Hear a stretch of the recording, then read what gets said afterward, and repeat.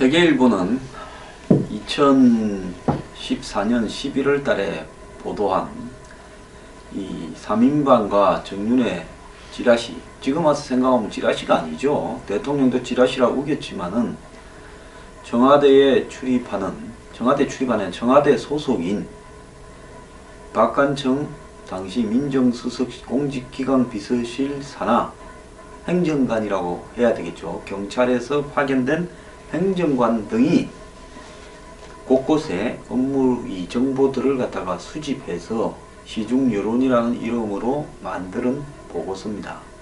그 보고서를 만드는 경위에는 당시에 김기춘 비서실장, 박지만 씨 등을 둘러싸고 권력 내부에 이런저런 트러블이 있어서 그런 부분들에 대한 경과를 알아보라라는 지시를 받고 조사했던 내용입니다.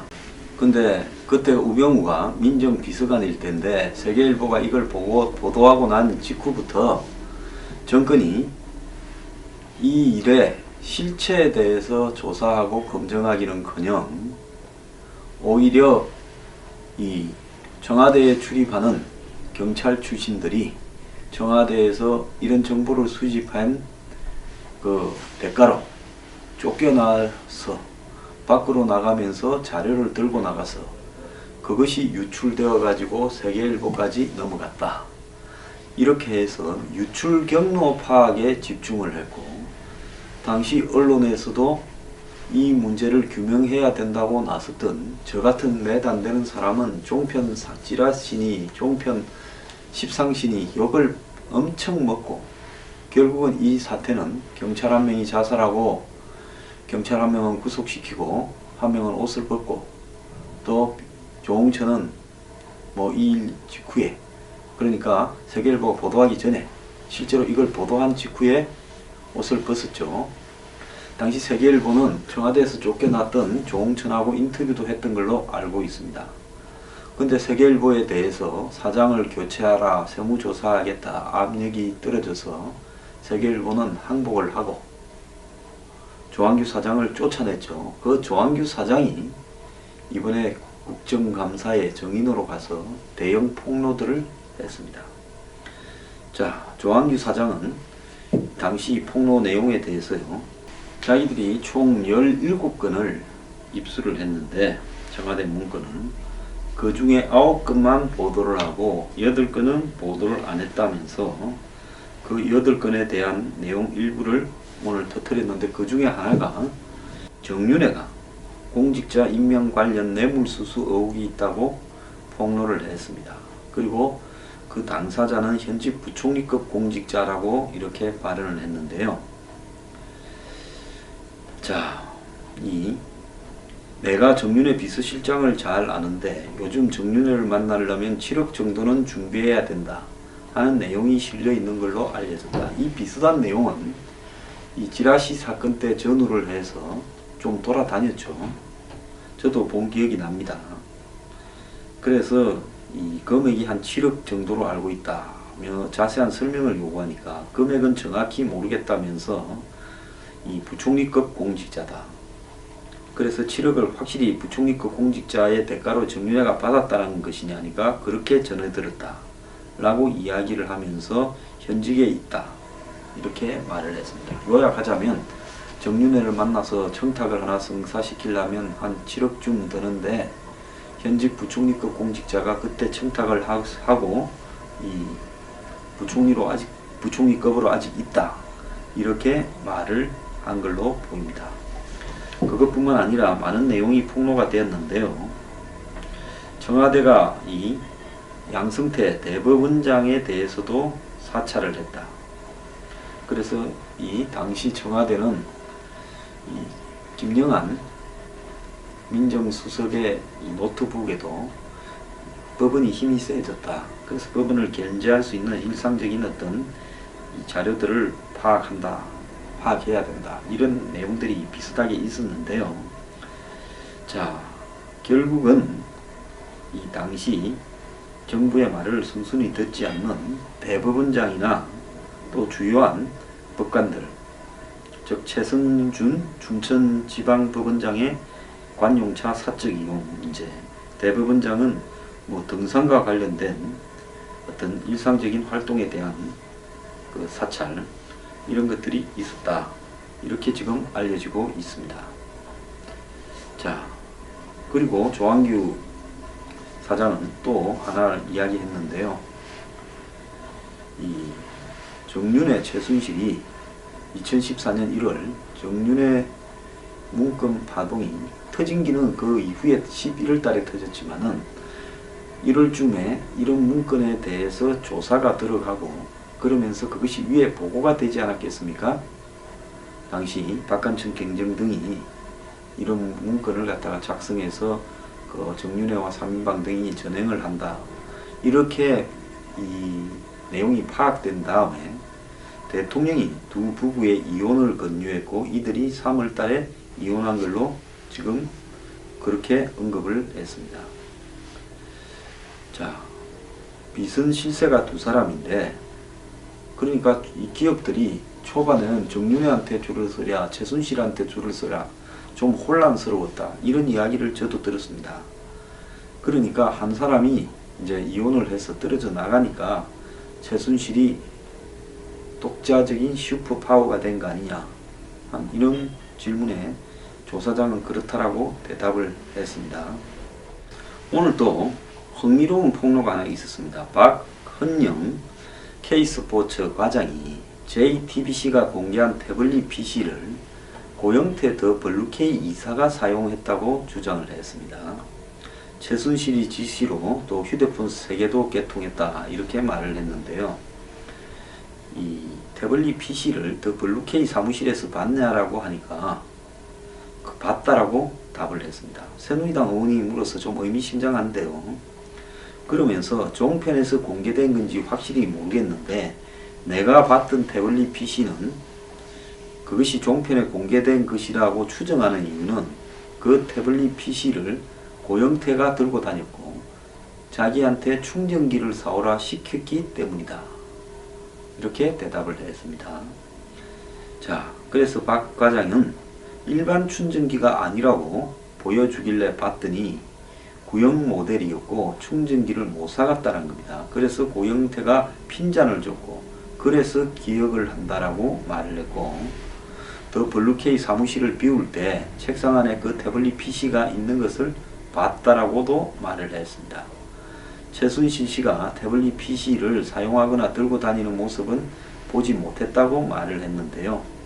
자, 여기서 고영태가 아마 최순실이가 쓰던 구형 태블릿 PC를 넘겨받아서 갖고 있다가 어쨌든 그걸 충전기를 못 구해서 그 내용을 파악하지는 못했지만은 그걸 갖다가 가지고 있다가 사무실을 비울 때 사무실에 하나 있던 책상 안에 넣어놨고 그것이 JTBC에 넘어갔을 가능성이 많은데 그 과정에서 고영태가 JTBC와의 관계에서 일정한 역할을 했다.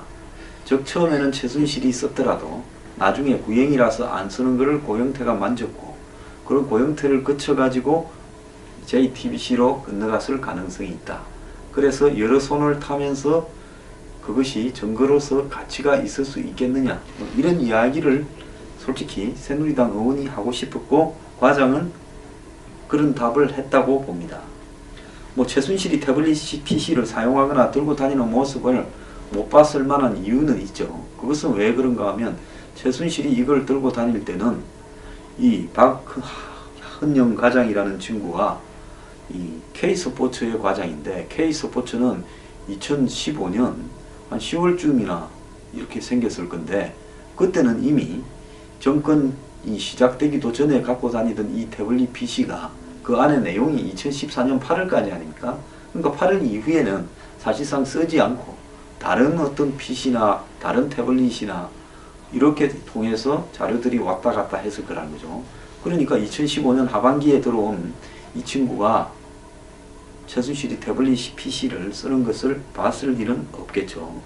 자, 이렇게 되면 이제 이 JTBC가 이걸 입수한 경위에 대해서 지금까지는 기자들이 찾아가서 이렇게 확인을 했다 이러는데 이 부분에 다른 의혹을 이렇게 도출시켜서 아마 이 태블릿 PC가 증거 능력이 없다라고 엮으려고 하는 의미가 포함되어 있다고 보지만은, 제가 아침에도 이야기했다시피 왜 태블릿 PC에 이렇게 쓸데없는 시간과 정력을 낭비하고 있는가에 대해서 저는 이해를 못하겠습니다. 그것이 뒤에 누구를 거쳤든지 간에, 누가 JTBC에 갖다 줬든지 간에 최순실이 그 태블릿 PC를 통해서 사진도 찍고, 가족들 모임에 가서 가족 모임 사진도 찍고, 셀카도 찍고, 또 최순실이 독일 갈 때, 최순실이 제주도 갈 때 들고 다닌 게 확인되었으면 적어도 거기에 검찰이 확인한 증거가 채택될 시점 정도만큼은 최순실이 썼던 것은 맞는 것 같아요. 오늘 이 청문회에서 가장 혐오스러웠던 사람은 최경희 전 이대 총장이었고요. 김혜숙이라는 학장, 또 남궁 본인가 하는 입학처장, 이런 사람들이었습니다. 이 사람들은 교육부가 감사해서 확인한 비사실조차도 자신들은 기억이 나지 않는다, 모른다, 정유라 입학과 관련해서 지시를 한 적은 없다, 최순실이 학교로 찾아왔길래 잠깐 서서 만났다, 이딴 소리를 하고 있습니다. 아니, 이대 총장이 학부모가 이대를 찾아오면 다 만나줍니까? 총장이 그렇게 한가한 사람입니까? 자, 많이 배우고 고상한 척하면 뭐합니까? 가장 혐오스럽고 저질스러웠던 사람들이 이 이대의 총장, 학장, 이 입학처장 같은 교수들입니다. 이 유학가고요. 또 우리 사회의 지도층이고, 사람들끼리 만나면 얼마나 인텔리인 척하고 상류층인 척할 이런 사람들이 하고 다니는 행태나, 실제로 오늘 청문회에서 나와서 하는 행태들을 보면 반성하고 있지도 않고 진실하지도 않고 정말 인간 쓰레기 같다라고 저는 생각을 했습니다. 이런 정말 사람들이 학교의 총장, 학장으로 있는데 그 길을 들어가기 위해서 밤을 새워서 공부하는 학생들이 불쌍합니다. 130년 맹문사학이면 뭐랍니까? 솔직히 저는 오늘 이 많이 배운, 그리고 엘리트라는 이런 쓰레기들의 행태에 대해서 정말 혐오감을 금할 수가 없습니다. 진짜 이 학교 문을 닫아야 되는 거 아닌가 하는 생각까지 들었고요. 15일날 원서 마감을 했는데 20일날 금메달을 딴 학생이 특례 입학을 하고 승마복을 입고 오고 금메달을 달고 들어오고, 그러면서 억지로 면접 점수를 최상으로 주고, 그리고 중간에 끼어든 학생 둘이를 갖다가 끄집어내고, 그래서 6등으로 고래비로 겨우겨우 붙인 이 과정들이, 누가 지시한 사람이 없었는데 이렇게 일률적으로 될 수가 있고, 또 애 성적 나쁘다고 학교 와서 행패를 부리고 지랄을 하는 게, 그게 그러고 난 다음에 학교는 애를 떠받들기를 교수가 존댓말까지 하면서 신주단지 모시듯이 하고, 이게 학교입니까? 이런 학교에 임원들을 바라보면서요, 정말 대한민국 사회는 상류층이 죄다 썩어서 문드러졌다. 교육계가 저 정도일 것 같으면 다른 부분은 볼 것도 없다라는 생각이 들었습니다. 자, 이제 정윤의 검찰 조사를, 특검 조사를 받아야 될 시간이고요. 자, 박근혜 정부 지금 나온 사찰에 관련되는 의혹에 대해서 또 뭐라고 대답할지 한번 해명이 기대됩니다. 자, 태블릿 PC요. 참 말도 많고 탈도 많은데요. 자, 이거 특검이 깔끔하게 빨리 정리해 주세요. 그래서요, 태블릿 PC가 마치 이번 사건의 무슨 중요한 증거인 듯 주장하는 사람들을 빨리 정리 좀 해주기 바랍니다. 참 이 정권에 한이 맺힌 사람이 한둘이 아니었습니다. 자, 세계일보 사장에 의해서요, 지금 또 터지지 않았던, 이렇게 감추어져 왔던 비밀이 또 터졌습니다. 아직도 많이 남았고요. 가장 중요한 것은 터지지 않았다고 보고 있습니다. 이석수 전 특별감찰관은 오늘 청문회에서 자신들은 기업이 이렇게 정권에 돈을 준 부분이 문제가 있다라고 생각했다라고 봐서 그렇게 안종범 전 수석에 대해서 조사하려고 하다가 사단이 났다라고 말을 했습니다.